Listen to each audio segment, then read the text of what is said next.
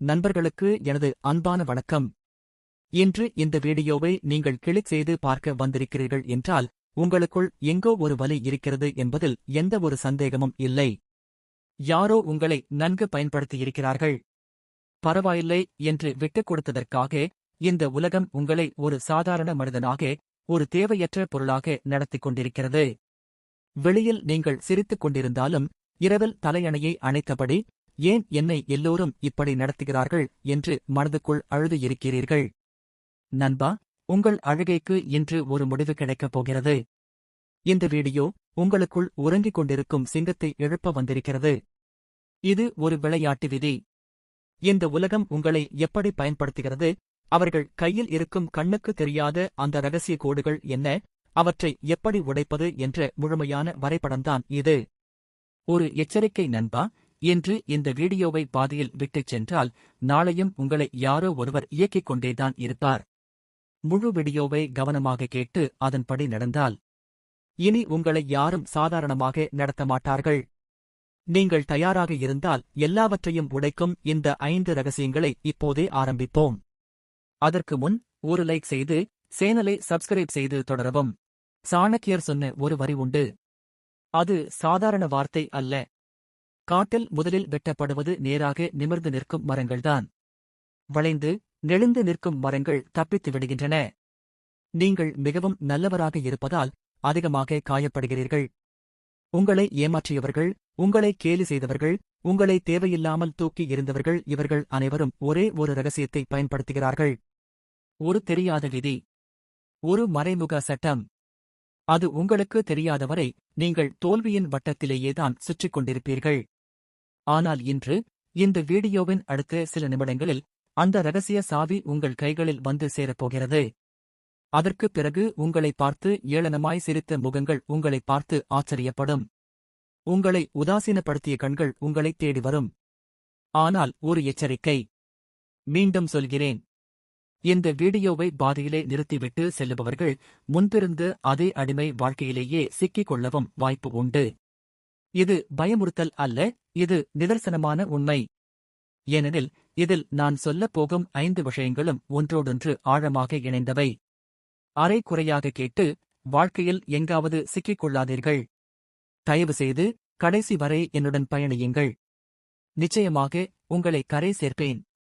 இந்த வீடியோவில் 5ஆவதாக நான் சொல்லப் போகும் ஒரே ஒரு உண்மை இந்த முழு விளையாட்டையே தலைகீழாக மாற்றிவிடும் சக்தி கொண்டது. என்ன நண்பா, நீங்கள் தயாரா? வாருங்கள். இந்த 5 கட்டளைகளையும் ஒன்றொன்றாக உடைத்துப் பார்ப்போம். முதல் ரகசியம். த ரியாக்டிங் ட்ராப், எதிர்வினை எனும் சிக்கல். நம் ஊரில் ஒரு பழமொழி உண்டு.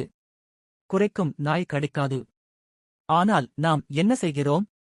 யாராவது நம்மை பார்த்து குறை சொன்னால் அதே குரலில் நாமும் உடனே பதிலடி கொடுக்க ஆரம்பிக்கிறோம். இப்போது ஒரு கற்பனை செய்து பாருங்கள். நீங்கள் பஸ் ஸ்டாண்டில் பஸ்ஸிற்காக காத்துக் கொண்டு இருக்கிறீர்கள். அங்கே உங்களை சுற்றி பலர் இருக்கிறார்கள். அந்த இடத்துக்கு உங்கள் நண்பர்கள் 2 பேர் வருகிறார்கள். ஒருவன் உங்களை மேலிருந்து கீழ் வரை பார்க்கிறான். பிறகு சிரித்துக்கொண்டே, என்ன மாப்பிள்ளை, தாத்தா காலத்து சட்டை மாதிரி இருக்கு. என் லைஃப்ல இப்படி ஒரு கலரை பார்த்ததே இல்லை. உன் டேஸ்ட் ஏன் இப்படி இருக்கு என்று உங்களை எந்த அளவுக்கு மட்டம் தட்ட முடியுமோ அந்த அளவுக்கு உங்கள் உடையை வைத்து கேலி செய்கிறான். அந்த நொடியில் உங்களுக்குள் இரத்தம் கொதிக்கிறது. முகம் சிவக்கிறது. இதயம் வேகமாக துடிக்கிறது. நாக்கு கடுப்பாக பேசத் தயாராகிறது. இதோட விலை என்னன்னு உனக்குத் தெரியுமா? அது என் இஷ்டம். நீ யாரடா கேள்வி கேட்க என்று சத்தம் போடுகிறீர்கள்.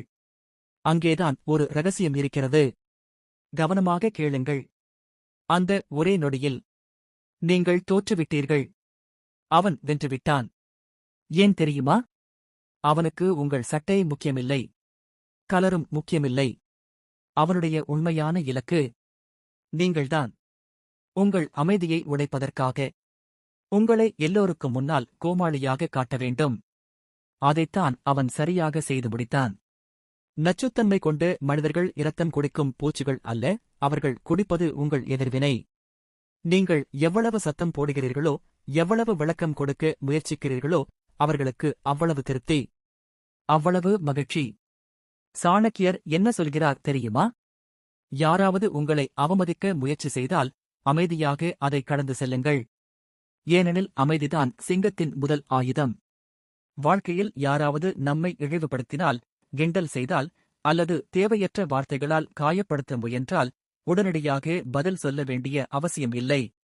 அத்தகைய தருணங்களில் பின்பற்ற வேண்டிய ஒரு எளிய ஆனால் சக்தி வாய்ந்த முறை உள்ளது. அதுதான் 3 நொடி விதி. யாராவது உங்களை திட்டினால், அவமானப்படுத்தினால் அதற்கு உடனே எதிர்வினை காட்டாதீர்கள். அமைதியாக இருங்கள். அவரின் கண்களை நேராக பாருங்கள். முறைத்து பார்க்க வேண்டாம். கோபத்தோடு அல்ல, வெறுமனே உணர்ச்சியில்லாமல் பாருங்கள். உங்கள் மனதுக்குள் மெதுவாக எண்ணுங்கள்.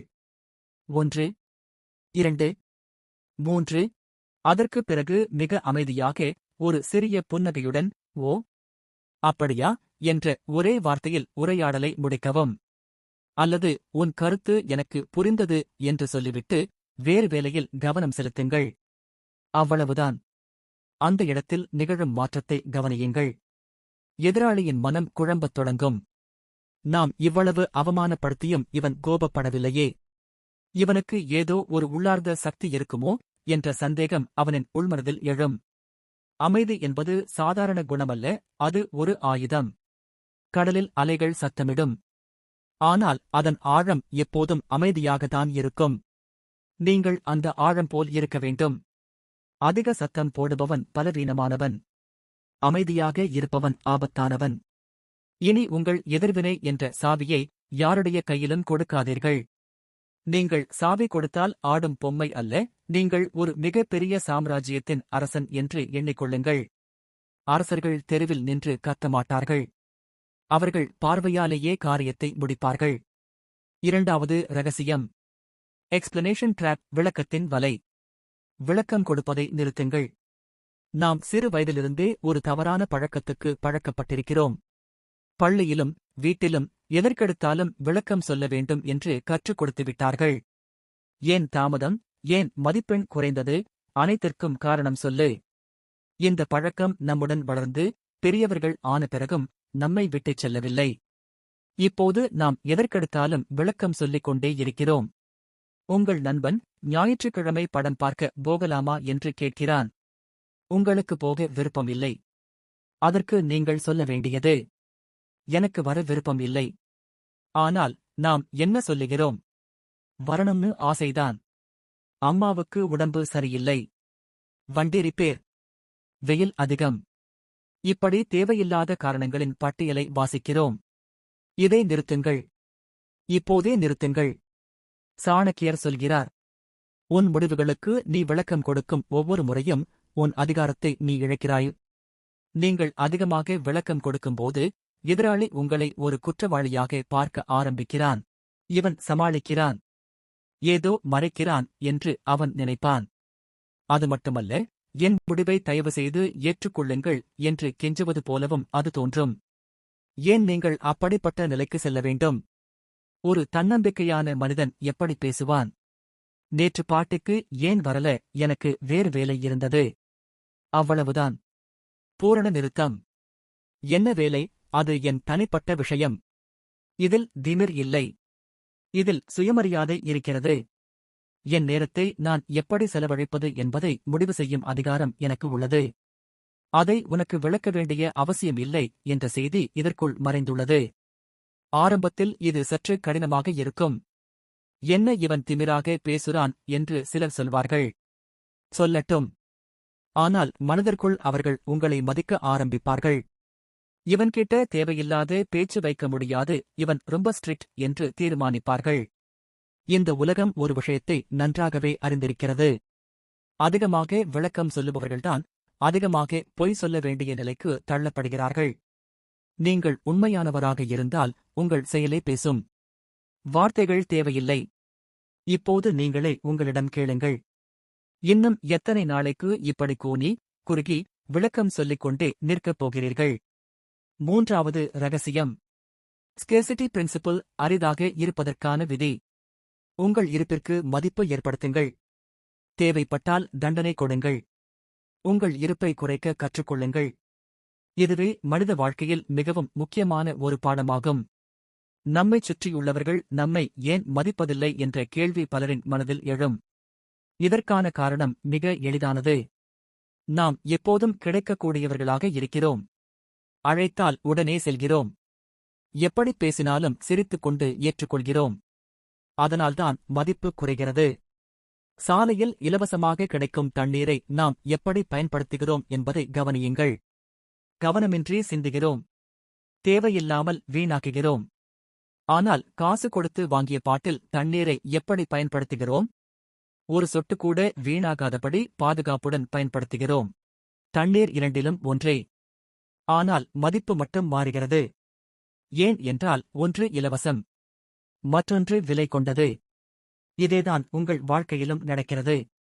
நீங்கள் உங்களை இலவசமாக எல்லோருக்கும் கொடுத்துக் கொண்டிருக்கிறீர்கள். அதனால்தான் உங்கள் மதிப்பு குறைகிறது.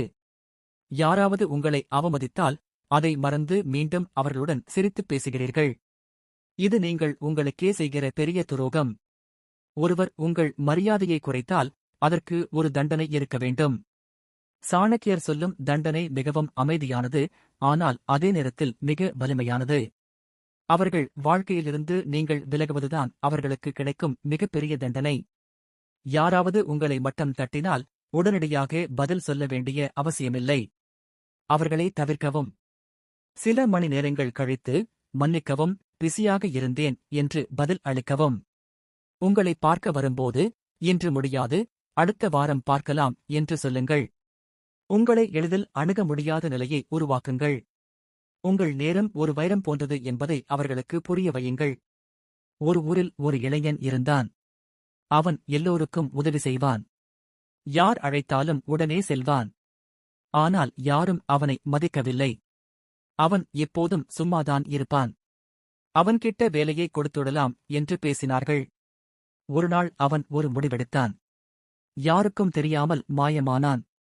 வழக்கமாக செல்லும் இடங்களுக்குச் செல்லுவதை நிறுத்தினான். ஒரு வாரம் கழிந்தது. ஊரே குழப்பமடைந்தது. அவன் இல்லாமல் எதுவும் சரியாக நடக்கவில்லை என்று உணர ஆரம்பித்தார்கள். அப்போதுதான் அவன் எவ்வளவு முக்கியமானவன் என்பதை அவர்கள் புரிந்து கொண்டார்கள். நீங்களும் அப்படித்தான். சில நேரங்களில் நீங்கள் காணாமல் போக வேண்டும். அப்போதுதான் உங்கள் மதிப்பு புரியும். உங்கள் அன்பையும் உங்கள் நேரத்தையும் அதை பெற தகுதியுள்ளவர்களுக்கு மட்டும் வழங்குங்கள். இதனால் மாற்றம் நிகழும். ஏன் இவர் நம்மை விட்டு விலகுகிறார்? ஏதாவது தவறு செய்துவிட்டோமா என்று அவர்கள் சிந்திக்க ஆரம்பிப்பார்கள். 4வது ரகசியம், கம்ஃபர்டபிள் பீயிங் டிஸ்லைக்ட், நிராகரிப்பின் தைரியம். நீ நல்லவனாக இருந்தால் எல்லோருக்கும் உன்னை பிடிக்கும் என்று பரவலாக சொல்லப்படுகிறது. இது முழுக்க முழுக்க பொய்யான கருத்து. எல்லோரும் நன்றாக இருக்க வேண்டும் என்று எண்ணி ஆசி வழங்கிய இயேசுவை சிலுவையில் அறைந்தார்கள். அமைதியை விரும்பிய காந்திஜியை உலகத்தை விட்டு பிரித்தார்கள். இவர்களாலே ஒரு சிலரை திருப்திப்படுத்த முடியவில்லை என்றால் நாம் எப்படி எல்லோரையும் திருப்திப்படுத்த முடியும்? நம் வாழ்க்கையின் மிகப்பெரிய பிரச்சனை என்னவென்றால், அவன் என்ன நினைப்பான், இவன் என்னை பற்றி என்ன நினைப்பான் என்று பயந்து பயந்து வாழ்வதுதான். இந்த பயம் இருக்கும் வரை நீங்கள் மற்றவர்களின் கையில் ஆடும் பொம்மையாகத்தான் இருப்பீர்கள். நீங்கள் பயப்படுகிறீர்கள் என்பதை அறிந்து கொண்டால் உங்களை நன்கு பயன்படுத்த தொடங்கிவிடுவார்கள். எப்போதும் நீங்கள் உங்கள் கொள்கைகளில் உறுதியாக இருங்கள். நீங்கள் ஒரு அலுவலகத்தில் வேலை செய்கிறீர்கள் என்று வைத்துக் கொள்ளுங்கள். மேலாளர் ஒரு தவறான செயலை செய்யச் சொல்கிறார். அனைவரும் அமைதியாக தலையாட்டுகிறார்கள். நீங்கள் மட்டும் எழுந்து, இது தவறு, நான் செய்ய மாட்டேன் என்று சொல்கிறீர்கள். மேலாளருக்கு உங்களை பிடிக்காது. ஆனால் அலுவலகத்தில் உள்ள மற்றவர்களின் மனதில் உங்களுக்கான மரியாதை உருவாகும். இவன் நேர்மையானவன் என்று அவர்கள் நினைப்பார்கள். எல்லோரிடமும் நல்ல பெயர் வாங்க வேண்டும் என்பதே ஒரு நோயாகும். அந்த நோயிலிருந்து வெளியே வாருங்கள். எல்லோருக்கும் சம்மதம் சொல்லும் மனிதராக இருக்காதீர்கள். பிடிக்கவில்லை என்றால் பிடிக்கவில்லை என்று சொல்லுங்கள். முடியாது என்றால் முடியாது என்று சொல்லுங்கள். அப்போதுதான் நீங்கள் உங்களை மதிக்க ஆரம்பித்த மனிதனாக மாறுவீர்கள். உங்களை விரும்பாதவர்கள் உங்கள் வாழ்க்கையிலிருந்து விலகிச் செல்வார்கள். அதைப் பற்றி கவலைப்பட வேண்டிய அவசியம் இல்லை. அவைகள் தேவையற்றவை என்பதால் தான் தானாகவே நீங்குகின்றன என்று நீங்கள் மகிழ்ச்சியுடன் எண்ணிக்கொள்ளுங்கள். உங்கள் உண்மையான குணத்திற்காக உங்களை மதித்து மரியாதை செய்பவர்கள் மட்டுமே உங்கள் அருகில் இருந்தால் போதும். 100 நரிகளுடன் இருப்பதை விட ஒரே ஒரு சிங்கத்துடன் இருப்பதே மிகவும் மேன்மையானது. 5வது ரகசியம். தி அல்டிமேட் பவர், தனிமையின் சிம்மாசனம். நீங்கள் இல்லாமலும் கூட நான் ராஜாவாக வாழ முடியும் என்பதே இதன் சாரம். நண்பா, இதுவே உச்சம். இதுதான் 5வது ரகசியம். இந்த ரகசியத்தை நீங்கள் உணராமல் போனால் முன்னர் கூறிய 4 விஷயங்களும் வெறும் வார்த்தைகளாகவே மாறிவிடும். மற்றவர்கள் ஏன் உங்களை அவமதிக்கிறார்கள் தெரியுமா? இவனுக்கு நம்மைத் தவிர வேறு ஆதாரம் இல்லை, நாம் இல்லாமல் இவன் வாழ முடியாது என்று அவர்கள் நினைப்பதால்தான். நீங்கள் அவர்களுக்கு காட்ட வேண்டியது ஒரே ஒரு உண்மை. நீங்கள் இருந்தாலும் நான் மகிழ்ச்சியாக இருப்பேன். நீங்கள் விலகினாலும் நான் மகிழ்ச்சியாகவே இருப்பேன். தனிமை என்பது தண்டனை அல்ல நண்பா. அது ஒரு தவம். நீங்கள் தனியாக சினிமாவிற்கு செல்லக் கற்றுக்கொண்ட நாளில், தனியாக ஹோட்டலில் அமர்ந்து எந்த தயக்கமும் இல்லாமல் உணவு உண்ணும் நாளில் நீங்கள் வாழ்க்கையில் வெற்றி பெற்றுவிட்டீர்கள். உங்கள் முகத்தில் எப்போதும் மகிழ்ச்சி இருக்க வேண்டும். உங்களை விட்டு சென்றவர்களுக்கு புரிய வேண்டும், நாம் இல்லாமல் கூட இவன் வாழ்க்கை ஜாலியாகச் செல்கிறது என்று. நாம் பிரிந்த பிறகு இவன் உடைந்து போயிருப்பான் என்று நினைத்தவர்கள் நண்பர்களுடன் மகிழ்ச்சியாக சுற்றுவதையும், புதிய தொழிலில் முன்னேறுவதையும், அழகாக தன்னை மேம்படுத்திக் கொள்வதையும் பார்த்து மனதிற்குள் பொறாமை கொள்ள வேண்டும். இதுவே மிக உயர்ந்த பழிவாங்குதல். உங்களை பிரிந்து சென்றவர்கள் உங்கள் வளர்ச்சியை பார்த்து பொறாமை அடைய வேண்டும். இனிமேல் யாரையும் துரத்தாதீர்கள். யாருக்காகவும் கெஞ்சாதீர்கள். நீங்கள் சூரியனைப் போல இருங்கள். அது தன் இயல்பில் எரிந்து கொண்டே இருக்கும். வெளிச்சம் வேண்டும் என்றால் அவர்கள் உங்களை தேடி வரட்டும். இல்லையெனில் இருளிலேயே இருக்கட்டும். முதலில் உங்களை நீங்கள் நேசியுங்கள். உங்கள் சொந்த சங்கதியை மகிழ்ச்சியுடன் அனுபவிக்க கற்றுக்கொள்ளுங்கள். தன்னைத்தானே நேசிக்காத ஒருவரை இந்த உலகில் வேறு யாரும் உண்மையாக நேசிக்க மாட்டார்கள். பிறகு பாருங்கள், ஈக்கள் இனிப்பை நோக்கி வருவது போல மக்கள் தாமாகவே உங்களை தேடி வந்து சேர்வார்கள். இப்போது சொல்லுங்கள், உங்கள் இரத்தம் சூடேறி இருக்கிறதா, இல்லையா? இவ்வளவு நேரம் நான் கூறியவை வெறும் சொற்கள் அல்ல, உங்கள் வாழ்க்கையை மாற்றக்கூடிய நெருப்பாகும். ஆனால் ஒரு எச்சரிக்கை. இதை கேட்டு மட்டும் விட்டுவிட்டால் மீண்டும் நாளை காலை நீங்கள் அதே பழைய மனிதராகவே மாறிவிடுவீர்கள். அதே அவமானம், அதே அவல நிலைதான் இருக்கும். எனவே உங்களுக்குள் தூங்கிக் கொண்டிருக்கும் அந்த சிங்கத்தை எழுப்ப வேண்டுமானால் இன்று நான் கூறிய இந்த 5 விஷயங்களில் ஒரே ஒரு விஷயத்தை மட்டுமாவது நடைமுறைப்படுத்துங்கள். இனி நான் ரியாக்ட் செய்ய மாட்டேன் என்று முடிவு செய்யுங்கள். அல்லது இனி நான் விளக்கம் சொல்ல மாட்டேன் என்று முடிவு செய்யுங்கள். குறைந்தபட்சம் ஏதேனும் ஒன்றை மட்டுமாவது தேர்ந்தெடுத்து அதை செயலில் இன்று முதல் செய்து பாருங்கள். அப்போது நிகழும் மாற்றத்தை நீங்கள் உங்களுக்குள்ளேயே உணர்வீர்கள். உங்கள் நடை மாறும். உங்கள் பார்வை மாறும். ஒரு காலத்தில் உங்களைப் பார்த்து சிரித்தவர்கள் இப்போது முகம் சுருங்கிப் போவார்கள். இது முடிவு அல்ல நண்பா. இதுவே உண்மையான ஆரம்பம். இந்த உலகிற்கு நீங்கள் யார் என்பதை உங்கள் வாழ்க்கையின் மூலம் நிரூபியுங்கள். இப்போது யாருக்கெல்லாம் தன்மானத்தை நிரூபிக்க வேண்டும் என்ற தீவிர ஆசை இருக்கிறதோ, இனி என் நிலை வேறு என்ற உணர்வு பிறந்ததோ, அவர்கள் அனைவரும் கமெண்டில் ஐ ரூல் மை வேர்ல்ட் என்று பதிவிடுங்கள். உங்களின் சிங்க கர்ஜனையை வார்த்தைகளாக கமெண்டில் பார்க்க விரும்புகிறேன். வெற்றி நமதே நண்பா.